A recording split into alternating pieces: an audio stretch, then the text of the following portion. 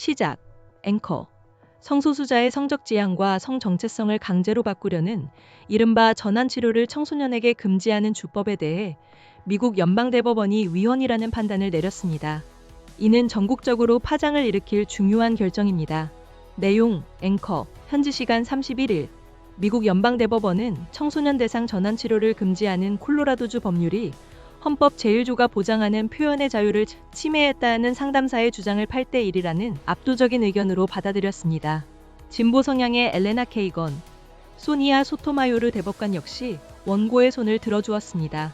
닐 고서치 대법관은 판결문에서 콜로라도주가 해당 법률을 공중보건과 안전에 필수적이라고 볼 수 있지만 수정헌법 제1조는 이 나라에서 사상이나 표현에 대한 일방적인 기준을 강요하려는 어떤 시도에도 맞서는 방패 역할을 한다고 명시했습니다.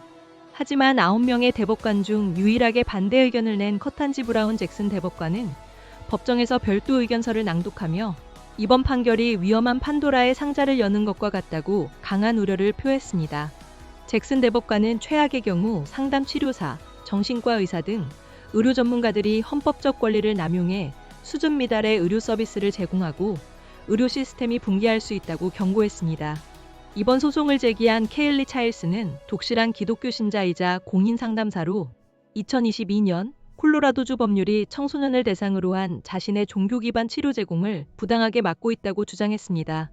2019년 제정된 이 법률은 미성년자의 성별 표현을 바꾸거나 동성에 대한 성적, 로맨틱한 끌림이나 감정을 없애거나 줄이려는 모든 행위나 치료를 금지하고 있습니다.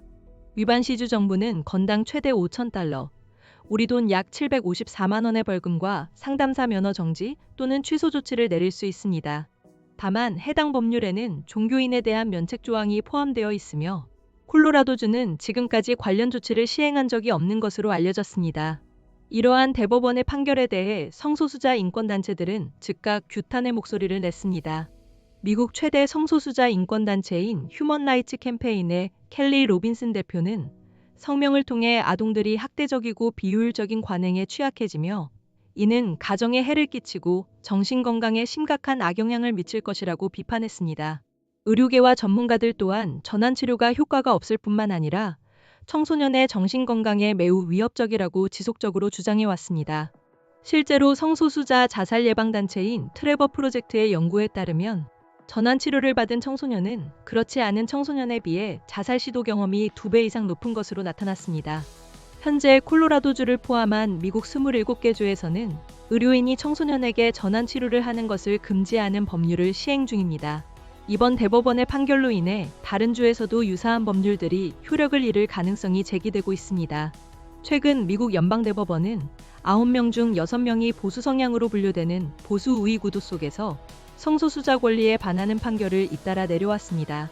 지난해 6월에는 트랜스젠더 청소년에 대한 호르몬 치료 등 성전환 치료를 금지한 테네시주의 법률에 대해 헌법에 위반되지 않는다고 판단했으며 지난해 11월에는 여권의 제3의 성별인 X표기를 허용하지 않는 도널드 트럼프 행정부의 정책을 유지하도록 하는 결정을 내리기도 했습니다.